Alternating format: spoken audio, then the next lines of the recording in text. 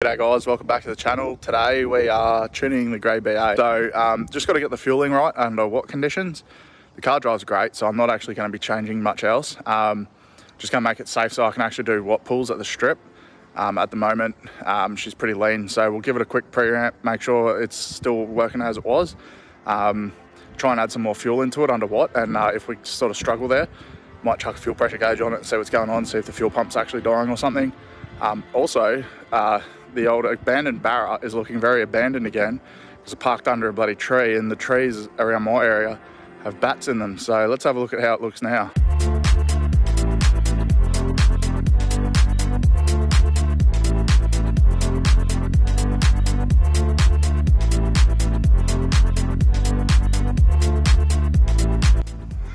It is absolutely fucking putrid.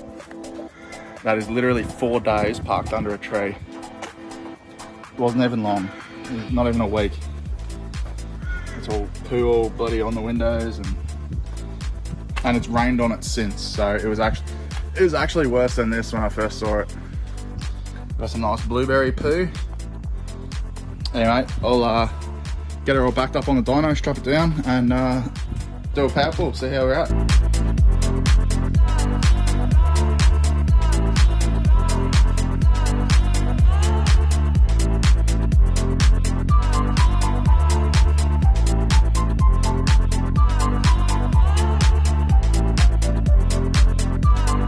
So after we gutted the cat that time, after we put that 100% EPA legal cat in, I should say.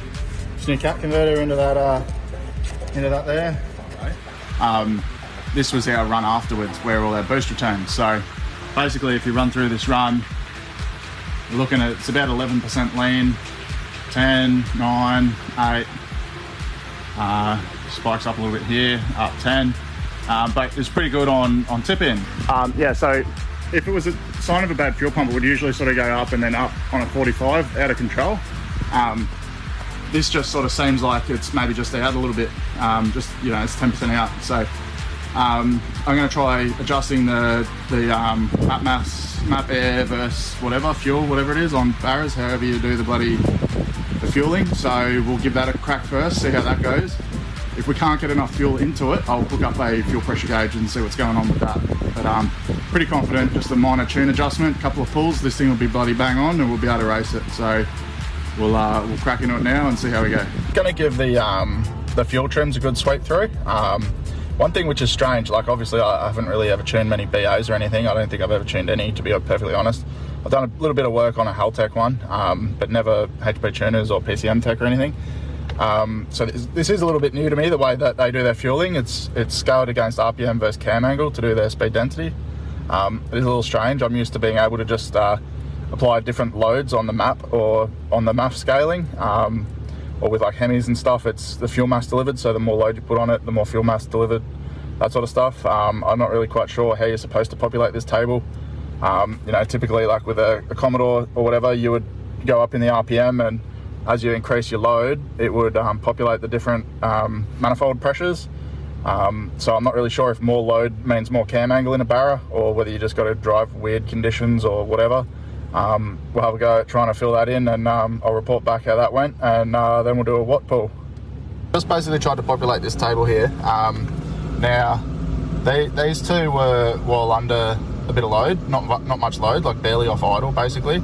And then these were under decel, these couple here that are quite showing as though it's quite lean. It was actually happening under decel, so it's probably hitting the fuel cutoff or something, and giving a misleading info. So honestly, those trims aren't too bad. I'm pretty much just I might log them on the street on a big drive and see how they go, but there's nothing really changed there. So we'll go and do a watt pull, and we'll see how we're sort of looking. I'm guessing to change my fueling, I'm going to have to also reference the cam angle, see what the cam angle is during a watt pull, and then be able to adjust the fueling there. So about to start into a pull and see how we go. So I'll run back over to this side. I'll keep an eye on, don't know if I've got knock set up here. I'll just give it an audible knock check. I'm not going to film the pull because it's a little bit tricky on the roller dyno to run this old ancient bloody hand controller. So I'll I'll set up the camera outside of the car for a pull later on, but just for this one, I'm just going to get this done off camera and see how we go. Alright, so during that pull, we can see the cam angle, which is right here. As we started to load into it, drops down about 6 degrees and up to about 14. So that's our range we're going to be adding fuel to in that table for the fueling, and yeah, only runs about 10 degrees of timing. Hit about 8 pounds of boost on tip in. I'll just do the window there, it's a bit grey. It is actually a little bit leaner up top and a little bit down on power. Started to see a little bit of puffs of smoke out of the exhaust, so it's probably rattling a bit from being so lean.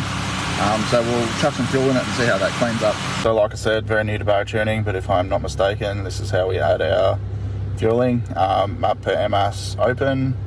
I believe you don't touch any of the other ones because they are only needed in NA cars. So we are running about 10%, 10 to 12% from 4,000 onwards, and tapering back to pretty good at about 3,200. 3,200 or so. So we're going to add 10% across the board from 4,000 on, and then taper that back, or interpolate that back to about 3,200, and see how that what that gets us. We'll go to about 3,000 because it's either 3,500 or 3,000 on this table. So we'll go to 3,000 and see how that goes. I'm going to do all cam angles, probably -10 all the way up to 20, and see if that helps. If not, I'll maybe try all cam angles or something, but I'm just going to start with that and see where we go. So if I'm not mistaken, to add fuel, you take from this table. It's not like a math where if you want fuel, you add to the table. This one's the opposite. So I'm going to -10%, or -11% out of this whole table of what I've got selected, and taper that back. And just going to flash it. I've chucked some credits on my dongle. This used to be tuned with HP tuners, but you can just read that out with, sorry, it used to be tuned with SCT. Oh, hang on, got to disconnect scanner. Yeah, it used to be tuned with SCT. So, beauty of that, you can actually read the file out and change it with HP. You don't have to return to stock or anything. I think this takes about 4 minutes, so I'll do the key cycle at the start with Falcons because they're stupid. Alright, we'll see how this goes. While that's flashing, actually, I've got the boost up. With the dose pipe on, it actually runs more boost. I didn't think it would. So it's running about a pound more boost. So it used to be a peak of like 9.6. Now it's a peak of about, well, it's focusing on the shit on my window. Now it's a peak of about 10.8. So I may drop a little bit of duty cycle out of it. Again, Barra boost control is totally new to me, so that's going to be fun. Anyway, it does hold pretty good. It drops down to about 8 on the old run, so I'll probably drop down to about 9. So I'd say once we fatten this up, it actually might be all right. It'd probably go about 240 kilowatt or so with that extra little bit of boost. But yeah, the boost control in this is not too bad. I believe the duty cycle table or whatever they feed forward, whatever they call it in these. I'm not, again, I don't tune BAs ever, so if I'm completely wrong, don't judge me. I was pretty sure that feed forward was only in FGs. It looks like it's been messed with in this car's table, so maybe this is an FG operating system or something, I don't know. Maybe someone's tuned it since it was tuned originally in 2007, 8, whenever I bloody built it, or 9. Yeah, anyway, kind of just rambling here, but basically the boost is not too bad. So it is a fair bit of boost for a NA motor, but like I said, it's been running for 13 years, 14 years with this much boost through it, so I think it'll be right. Yeah, obviously no valve springs or anything, but again, it's only 10 pounds, so I don't think it's going to be an issue yet. Anyway, we'll see how we go. Yeah, guys, have an answer. So she ramped in about 11.7, which is where I wanted to see it for about the whole run. And that's what we see when I've usually got a bad fuel pump, just a straight up on a 45 degree. Because by the time the injectors start opening so much, the fuel pump just literally can't keep up, and all of a sudden it just shits itself. So I'm going to quickly chuck a fuel pressure gauge on it. I'm pretty sure I'm going to know what the answer is here. Probably got a bad in-tank pump. I've actually got a Warbro 255 sitting in my toolbox, so might even be able to change that today, provided I don't need any extra parts or anything. to get that finished. And yeah, I'll chuck a fuel pressure gauge on it real quick and just see what's happening, make sure it is actually losing pressure to the pump and that it's not blocked injectors or anything. So we'll see how we go.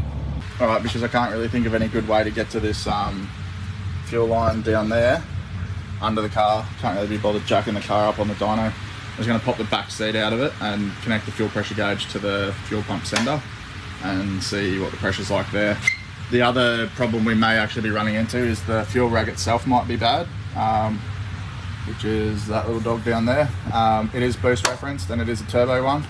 I would typically think if it's just not boost referencing anymore and it's just going like 1-to-1, issue wouldn't look like that. That does just look like a bad fuel pump to me. So let's hook the fuel pressure sender up to the fuel pump unit and see how it goes from there.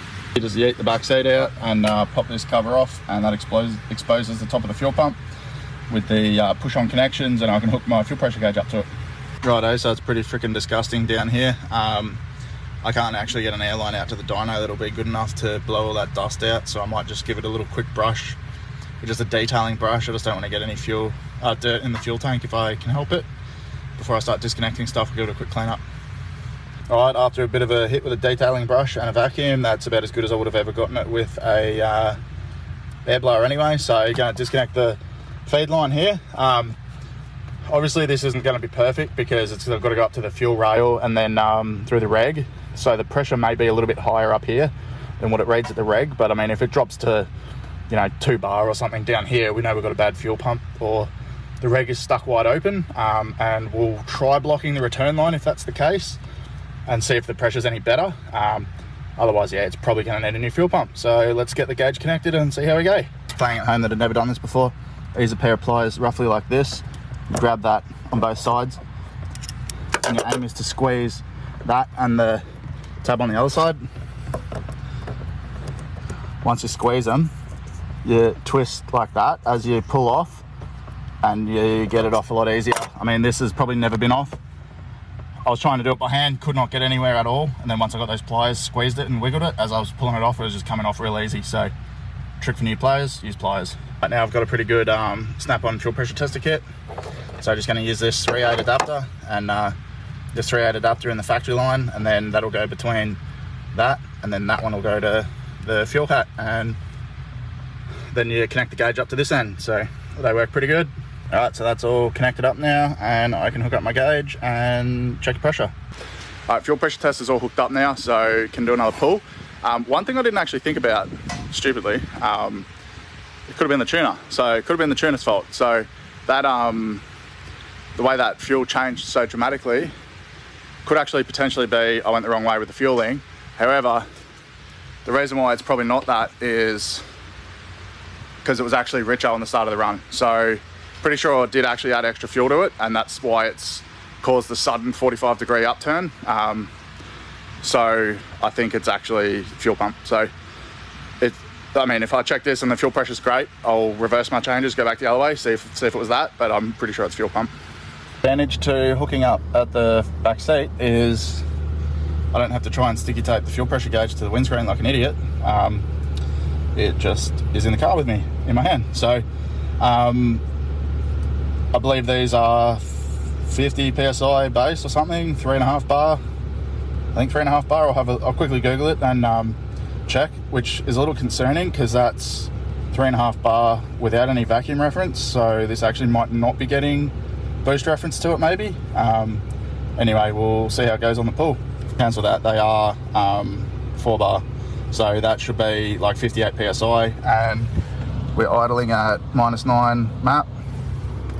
So take 10 PSI off that, and we're pretty much where we want to be. So that's actually the perfect fuel pressure for idle. If I was to block off the vacuum reference to the reg, it would probably jump back up to 58 PSI. So what we're expecting to see now is once we get to like 0 map, it'll go up to about 60, and then as we add about 10 pound of boost, we want to see that extra 10 pound of fuel pressure. So we probably want to see it up closer to probably 65, 68 or so PSI on the run, and then we know that we don't have a bad fuel pump if that's the case. Otherwise, if we don't get up that high, if the pressure drops suddenly, we've got a bad fuel pump. Best to try and record all of this at the same time. So, third gear, Also, at any moment, this could all explode and send fuel everywhere, so need to keep half an eye on that too.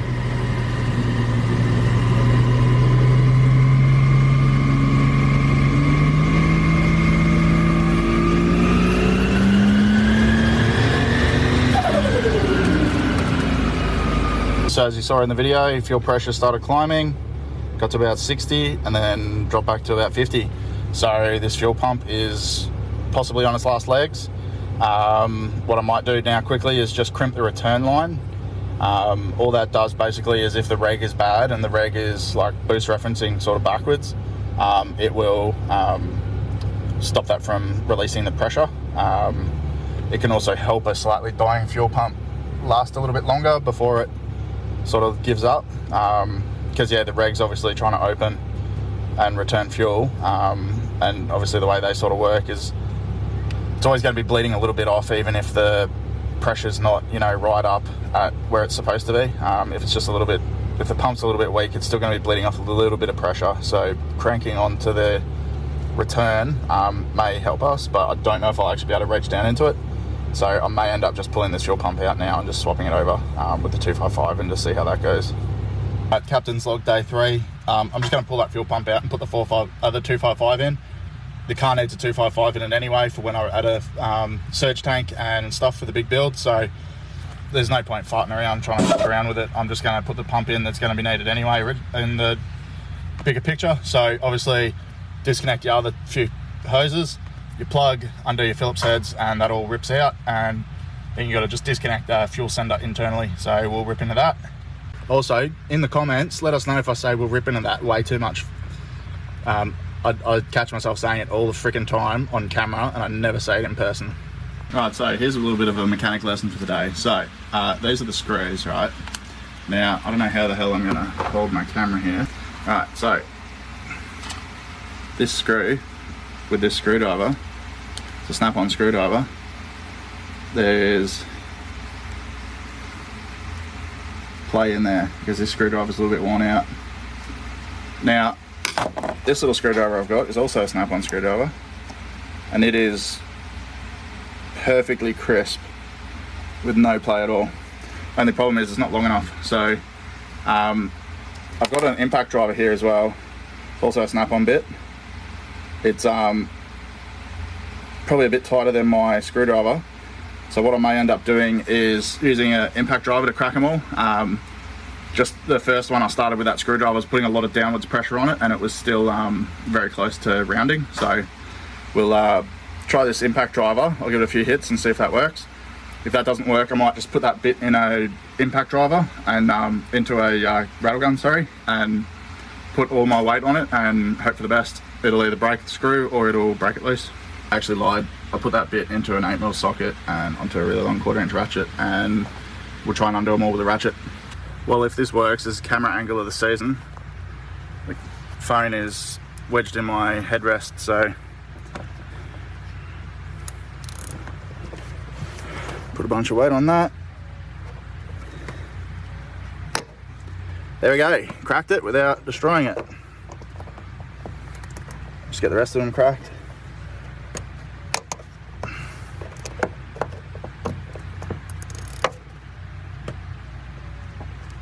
Oh, that one's one end around. More downwards pressure. No, that was all my downwards pressure on that one.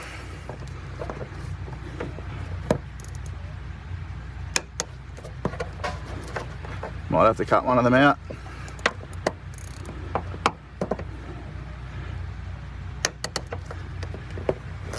Well, all the rest of them cracked. So I might actually try some Rust-Off freeze spray on that and see if freezing it helps. If you've never heard of this stuff before, this is it, Rust-Off ice. Basically it works as a penetrating lubricant and it freezes the part as well. So freezing micro crack effect, I guess it just means if the part you're trying to spray shrinks a little bit, it breaks free of its bonds of whatever's holding it, and also allows that penetrant to get into it. And we'll see if this works. Otherwise, we're just going to probably drill the top of it off and leave it out. Anyway, that's basically how it works. Like, you know, like I've sprayed that bolt a fair bit, It's 3-4 degrees. I'll give it another quick spray before obviously it starts heating up. It's now 5-6 degrees. We'll give it another spray and give it another crack and see how that goes.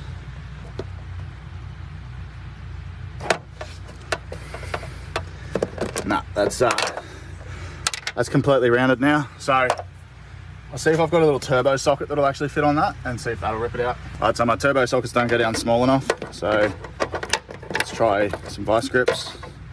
I don't think this will work, but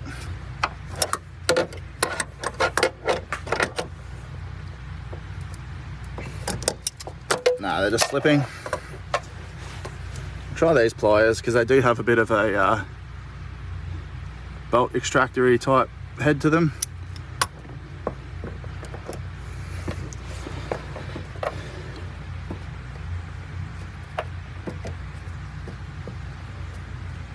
Oh yeah, okay, that's actually cracked them. So these are pretty cool little snap-on spanners, pliers. See how they got lots of nails on them, and they've actually got, I don't know if you'll be able to see it, might have to grab the camera. So the nails kind of going that way, so they were actually able to bite in and get that bolt out because of that sort of shape to them. So that screw actually came out fine. All right, so all the screws are out. Pull hoses out of the way, pull this black ring off, move that. Give everything another quick little wipe down before I open it up. Also make a mental note of which way all these things go, because if you put your tank in that way, your pump in that way and whatever, you're just gonna stitch yourself up when you're putting it all back together. Disconnect the blue plug, which is your fuel sender, which goes to the other side of the tank, and pull your fuel pump out without spilling fuel everywhere. Also worth noting, I do not have a spare seal, so hopefully that seals. There was no fuel leaks at all from before, but usually if you go disturbing rubber seals, they can do all sorts of things like start leaking for no reason.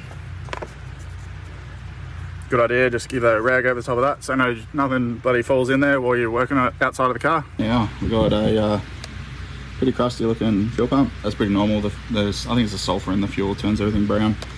Something to do with that anyway. So a couple of tabs, one on each side. Maybe this has something to do with it. Haven't really looked into it yet. Flick them off. Obviously we'll not be able to do this on camera. I'll flick those off and should expose the fuel pump, I think, and we'll see if we can swap it out with the one I've got. Right, so what I've got here, this came with the white BA. Obviously old mate was going to be using this as his lift pump. Now here's the thing, this is an EFP 476, like a FI F1 0000302. These don't have a check valve, so these are pretty much designed just as a lift pump for a surge tank. They are E85 safe and all that sort of stuff, but they're pretty much not really a direct drop-in replacement. It's actually like a 250 litres per hour. When he told me it was a 250, or I thought he said 255, I just assumed it was like a Walbro 255, which is a GSS 342 direct replacement unit for a BA. I can probably chuck this in for testing, but I actually don't know if this will work very well for what I'm trying to do, because it has a internal bypass in it, and I'm not sure what pressure that's rated to. It might actually only be 3 bar, so we may actually be going further backwards than what we are sort of already currently working at, because we're supposed to be running 4 bar. So do a little bit more research on it real quick and see if it's actually going to be suitable. It may actually only work for a surge tank setup, so it may not work with a stock rail and reg. So done a bit more reading. Yeah, she's a little bit skinnier than the pump we're working with, I think. I will also need to make my own fuel hose, so you need to get that length perfect, because I'm just going to be using rubber hose. These bend really well, rubber hose does not, and I'll never get that off that fitting. That's on there for life pretty much. I'll try heating it up and see if I can get it off, but I really don't think it will. And obviously going to have to change connectors and all that sort of stuff, but so no check valve, so may end up with hot start issues. And it's got an internal pressure relief valve, but it doesn't say what it's rated to, so hoping it's like 80 psi or something, so that we don't get stitched up with like a 3 bar check valve or something, 3 bar pressure relief valve in it or anything stupid. So I'm going to send it and see if it works. So anyway, battled with this, got that apart. Quite a bit of debris coming out of it, so I almost got a little bit hopeful, wondering if it's maybe just a blocked filter. So there's a bit of shit in there. And I don't think the filter's actually that blocked, but maybe I'll try just cleaning it right up and pulling that sock off and just giving it a quick send and see what happens. This fuel pump was probably getting changed out anyway, so it may not be the end of the world. This shit goes in that. Got a fuel filter further up anyway, so it'll protect the injectors. So just in case this is actually more blocked than it looks. But anyway, if I can't get that pump to fit, I'll maybe just either ditch this or swap out to that filter sock and see what happens. Well, something to note, took the sock off it. Now there's no piece of fuel pump in there, but we're missing this autofocus on this iPhone 14 is absolute crap. Yeah, so the little end of the fuel pump's actually busted off. So it may actually have got sucked up into the fuel pump. Might be why it's struggling. All right, so that gives you a pretty good view of all the crap that's in this fuel sender unit. If I can hold it without jumping out of my hand.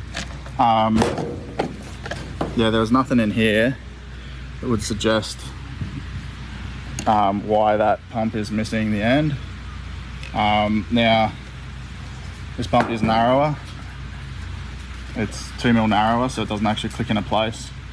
I also have to now try and adapt that outlet to that bigger outlet, and without having any of this like jiggle hose stuff,